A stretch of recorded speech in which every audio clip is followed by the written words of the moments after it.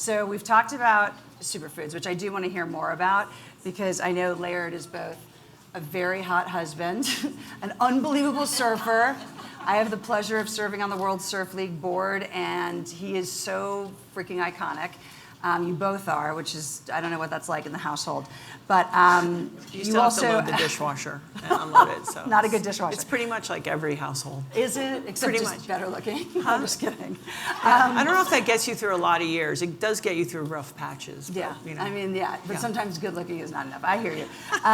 Most days. And you guys work out together. I've seen that, and that looks daunting and amazing. And I wonder about just how, as both of you are entrepreneurs, it seems, you're both professional athletes, probably for life in a sense, parents, running businesses. I'm not going to do the how do you make it all balanced that women always ask, but really, Sure. how do you manage the different aspects of your life? What gives you greatest joy in there? What's really hard?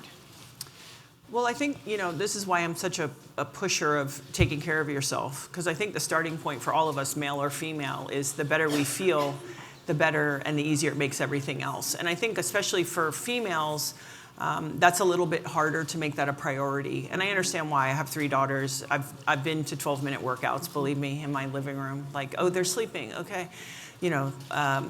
So I think it's also the sort of unrealistic expectation that we can have everything all at once. I think we can have everything, just not all at the same time, and it ebbs and flows. I talk about this a lot. When you have very little children, it ends up being a lot of time, and you want to be with them. Yeah. And so maybe some parts of your professional flame lower just a little bit, and then as they become more independent, you can sort of pick that back up.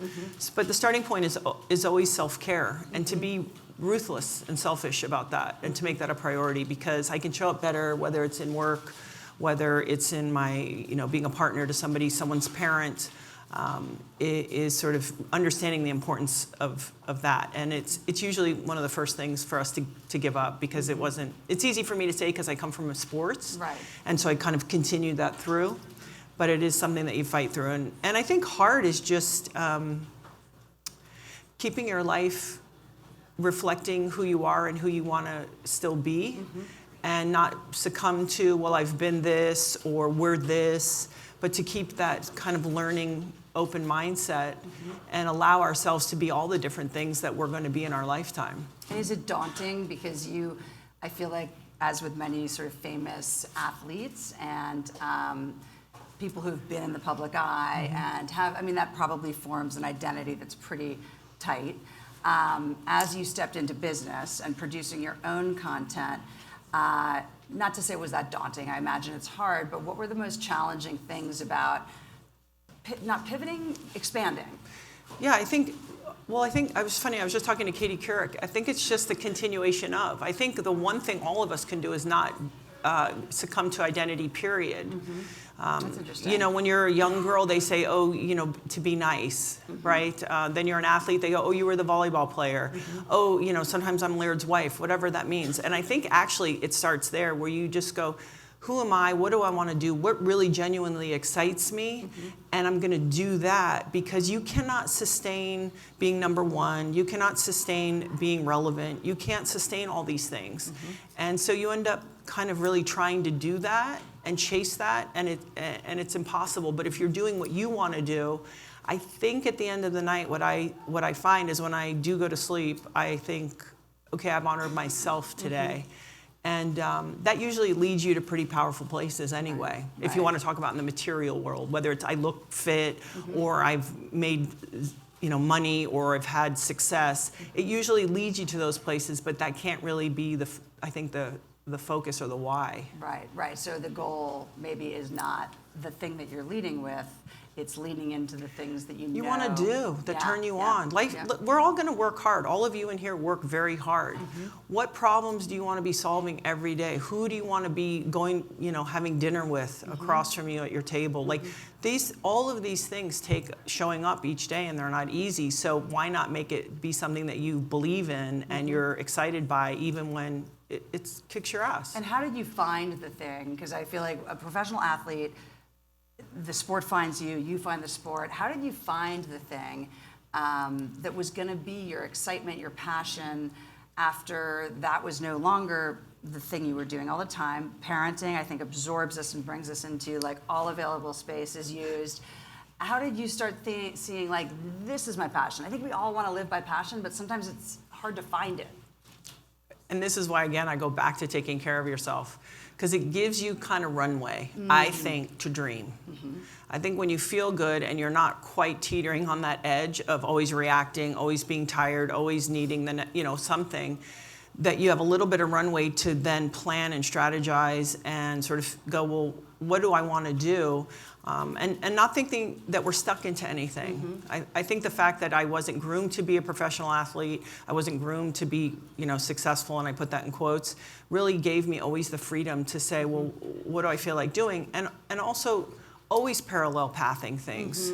If you're doing this job in this moment, I still think it's important, even though it is all consuming, that in your mind, you're parallel pathing where else and what other things might excite you in the future. I think I love the concept of sort of diversifying the places from which you get confidence. Like if you got one, that one, it's pretty scary. It could go away. It could be, in the financial crisis, my husband's a psychiatrist. I hope you all come to the psychedelics conversation. But all his patients were like, I got nothing because I was a moneymaker. And now that's gone. And he kept thinking it's so problematic if you don't have a diversified source of satisfaction. Well, and let's take it a step further. If the goal was I was a moneymaker, if that's the end goal, that's kind of empty, really. I mean, it's sexy and it's fun and it's what everyone's going for. But really, I think when you do things that you believe in, and usually money will follow that. Let's not play games. But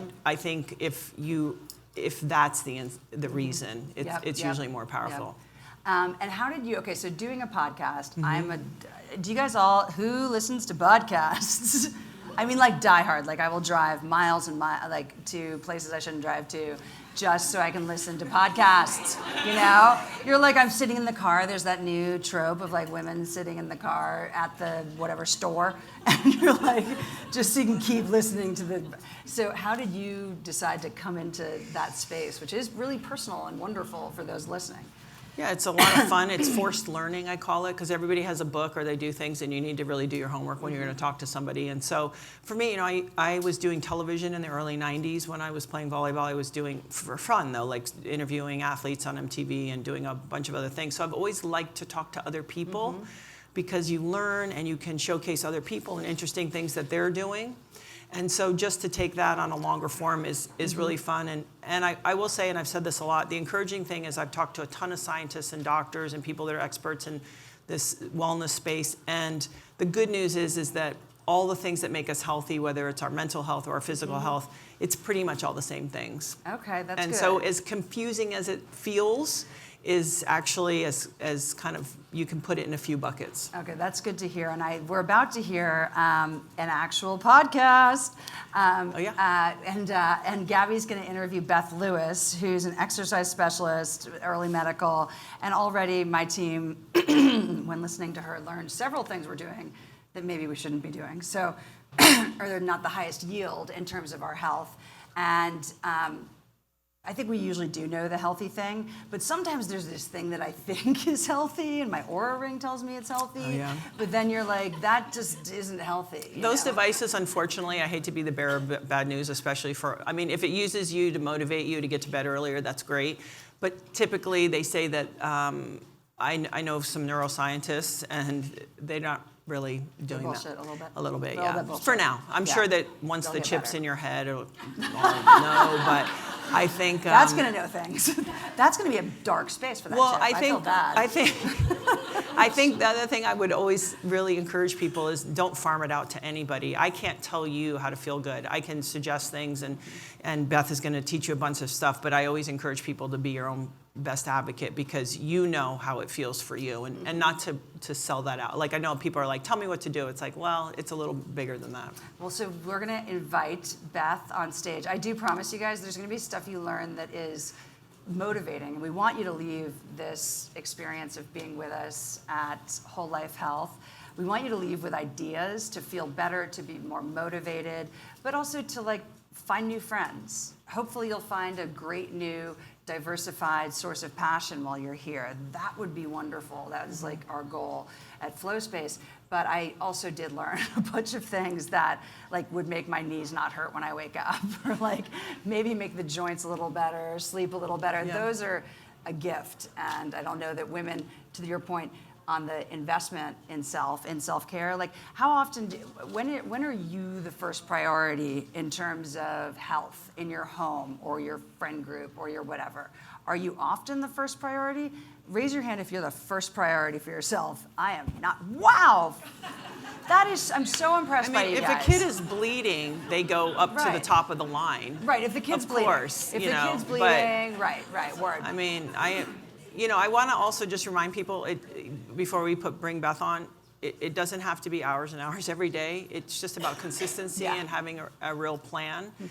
And also, the other thing I would always encourage people is not to go, well, I'm 30, I'm 40, I'm 50, this is how it is, because I don't actually think that's how it is. Yes, certain things are easier at certain times, but just to remind people that you sort of define it for yourself. And that doesn't mean fighting wherever you are. It is what it is. Right. But it means not succumbing to. So if you have like a group of friends that are like, oh yeah, well it's like you have to get rid of that. Right, I love the idea that it's not, that when you find something that is the pain in the morning or the like hair fall out or whatever's most important to you, I really don't want my hair to fall out. And so that, I don't. That's a very unusual, with that hair Like, right now sitting there, you Dude, think about your hair falling out. there's vitamins in there, there's like a blowout. I just don't want my hair There's to fall like, out. I'm not moving much, like it's very. I was hoping my face wouldn't fall. The face too, but I can hide behind the hair, like, if it does. So whatever the most important thing is, I do think that hearing that you're not stuck forever with those joints. Like they're not actually. Well, I have an artificial knee already. I know, That's so not dope. a great alternative, everyone, She's bionic, but 'cause she's bionic. it is available. Well, so anyway, I think that's knowing the things that we can address. That doesn't have to be. That's right. We don't have to accept them, and I do think we often are the last patient in line, the last person to receive, and that flip is so powerful. Like if you're like, oh no, wait, I know a lot of other people are waiting on me for something, but I'm gonna go do that 20 minutes. That's well, rad. and there's one other thing, and Beth will tell you this. It does take a bit of work, so let's not. You can't just go and it's like not getting your nails done. No, like you have that's to do a bit self-care. of work. So I just want to lob that in there too. I think we commit to not saying self-care is nails and candles. Those are nice things, and you should enjoy them if you so choose. But that is not self-care. Yeah.